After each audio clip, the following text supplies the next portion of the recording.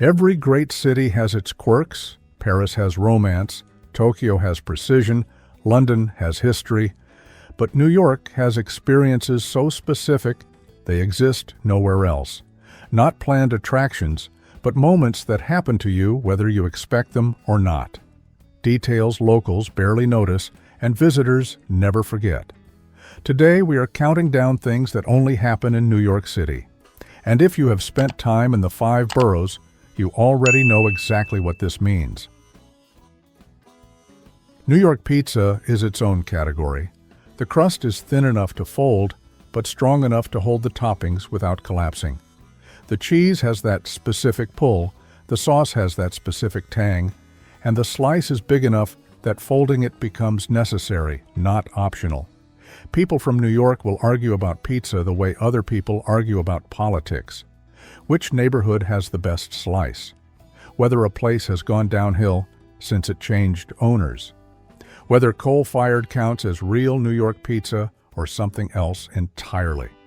This obsession, this passion, this willingness to defend a pizza place like family honor, it exists nowhere else with such intensity. Times Square is overwhelming in a way that photographs cannot capture. The sheer scale of it.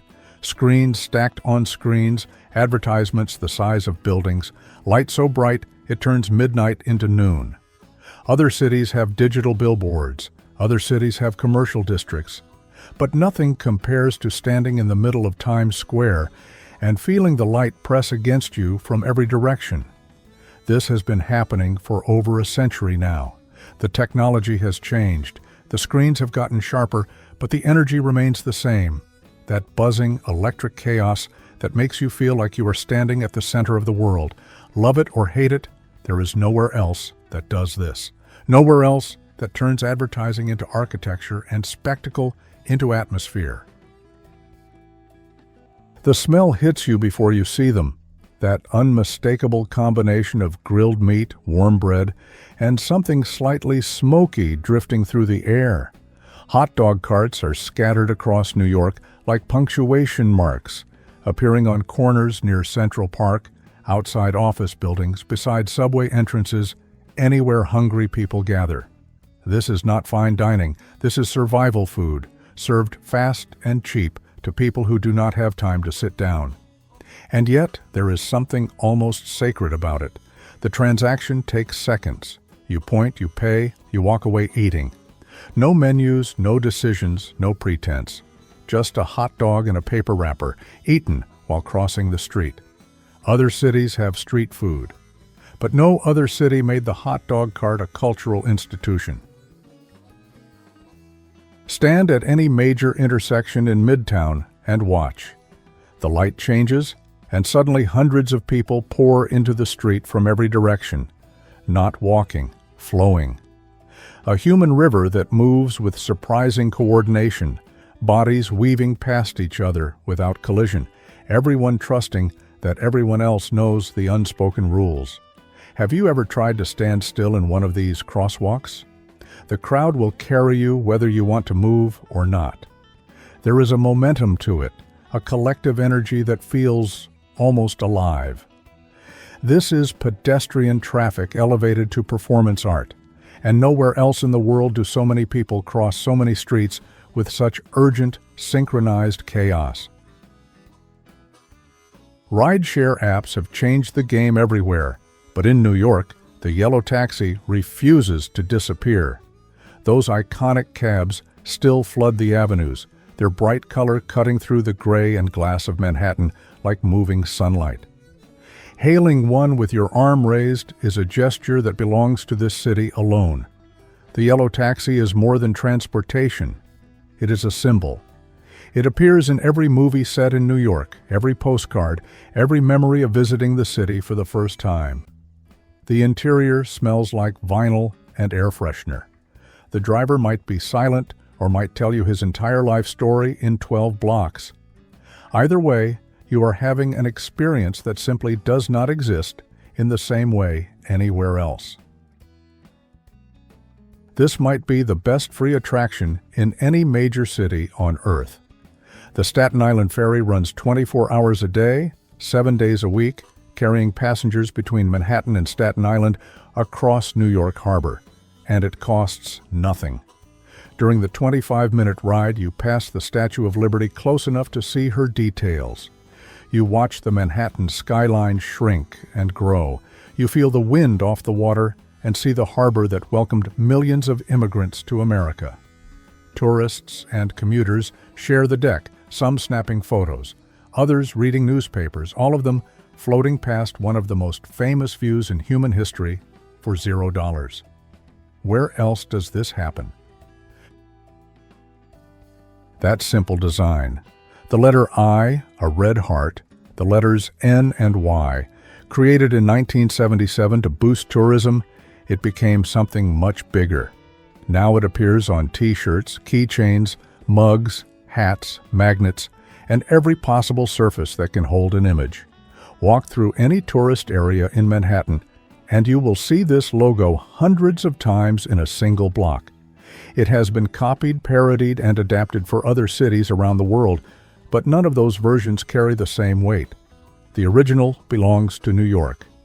It is the rare piece of graphic design that transcended its purpose and became a universal symbol of affection for a place. New York has some of the most expensive real estate on the planet, and yet, in the middle of August, thousands of New Yorkers are sweating through nights in apartments that have no central air. Old buildings with thick walls and tall windows were designed for a different era. Residents rely on window units that drip onto sidewalks below, or they simply suffer through it with box fans and cold showers. This is something visitors from modern cities find baffling. How can a place this wealthy be this uncomfortable? But New Yorkers wear it like a badge. You have not really lived here until you have survived a summer in a fifth-floor walk-up with nothing but a fan and an open window. It is a rite of passage that connects current residents to generations before them. Brunch exists in other cities, but in New York, brunch is a religion. It is not just a meal between breakfast and lunch. It is an event, a ritual, a reason to wait 45 minutes on a sidewalk for a table at a place that serves the same eggs as everywhere else but somehow makes them feel special. New Yorkers take brunch seriously. They have opinions about which neighborhoods do it best, which spots are overrated, which hidden gems deserve protection from the crowds. Brunch is where deals are made, relationships are processed, hangovers are nursed, and weekends officially begin.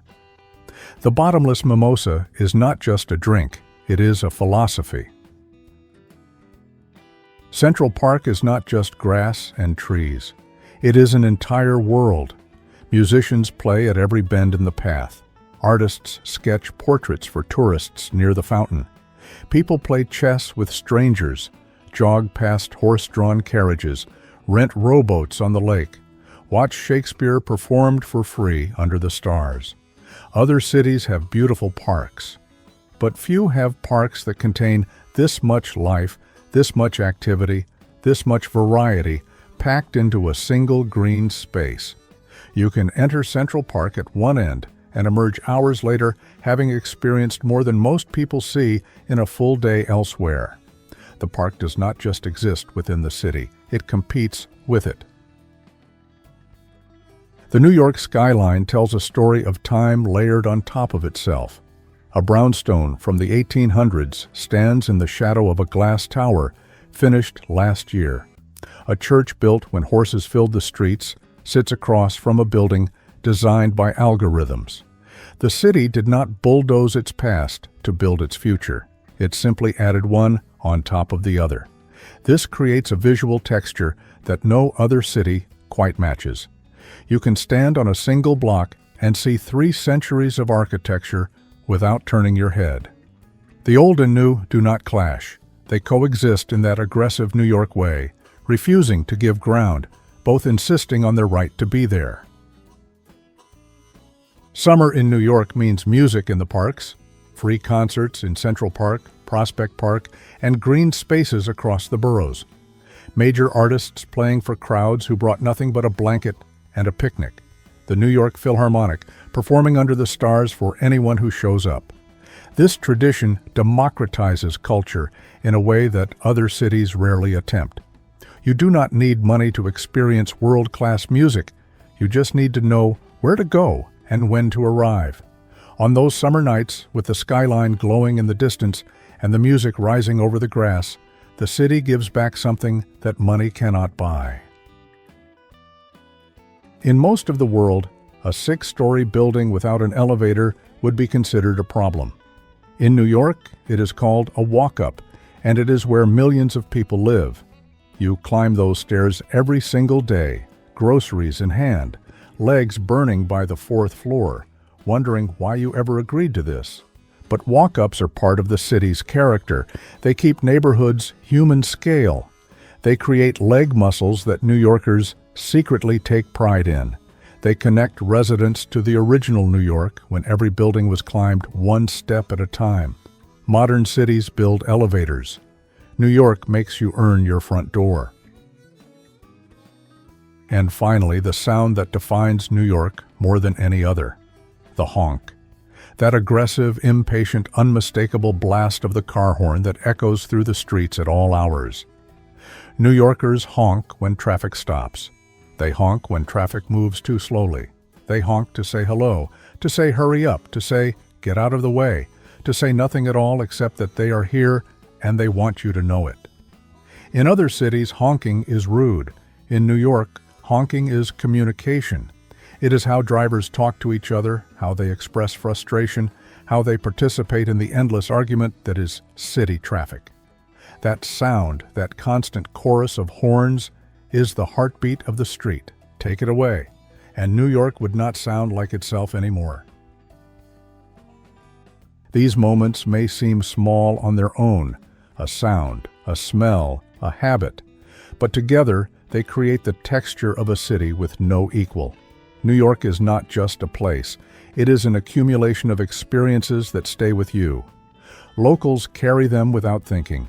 Visitors remember them long after they leave. So here is the question. What is the most New York moment you have ever lived? The one that could only happen on these streets. Share it below, and let us keep the real New York alive through the stories that never make it onto postcards.